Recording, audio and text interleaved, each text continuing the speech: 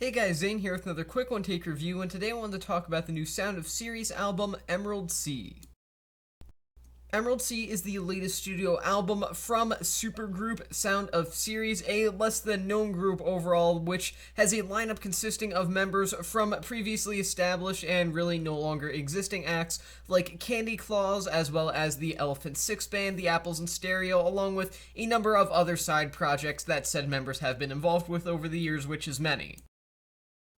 For two projects with diehard cult followings that seem to get bigger and bigger with each year passing, it kind of feels like the Sound of Ceres is the forgotten child of the two aforementioned bands. I mean, Candy Claws and the Apples in Stereo are two well-loved groups, especially with a couple of albums in particular that I shan't name for the sake of wanting to do reviews of them later on down the line, that I personally greatly love and a lot of people greatly love. So it feels kind of odd that no one really cares about this particular outfit and their supergroup nature.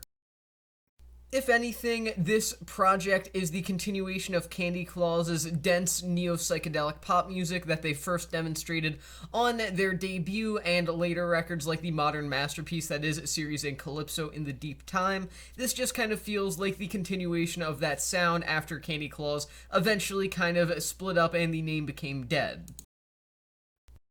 The tone of the music overall is lighthearted, but also dense and very mystical, which is fitting considering the cover art looks like something out of an old LucasArts game like The Secret of Monkey Island or something like that, so the music is fitting to say the least, and great because of it. Emerald Sea also features narration from legendary performance artist Marina Abramovic. While the potential threat for her to overstay her welcome as a secondary character of sorts on Emerald Sea was definitely a legitimate one, ultimately she actually fits on the album very well as her parts are well spaced out, dramatic, and well presented overall. Her speeches feel like these very magical, mystical waves of speech and noise that feel like essential bridges between dense walls of psychedelic pop that ultimately define the album and make it unique.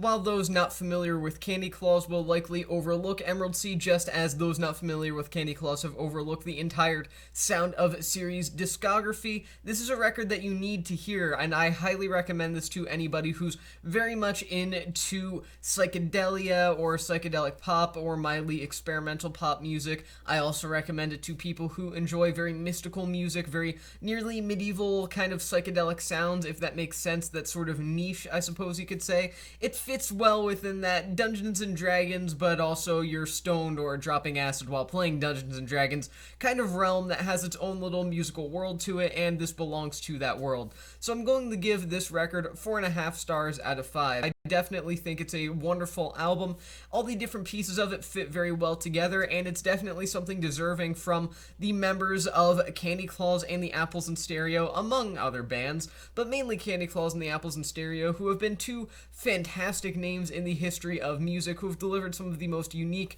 powerful, and enjoyable music of the 21st century thus far, so it's nice to see them kind of come together at a sort of crossroads to continue making fantastic music together, even if it is going under a lot of people's radar at the moment. So again, 4.5 stars out of 5, and with that being said, this is the end of this quick review, and I will see you guys in the next one.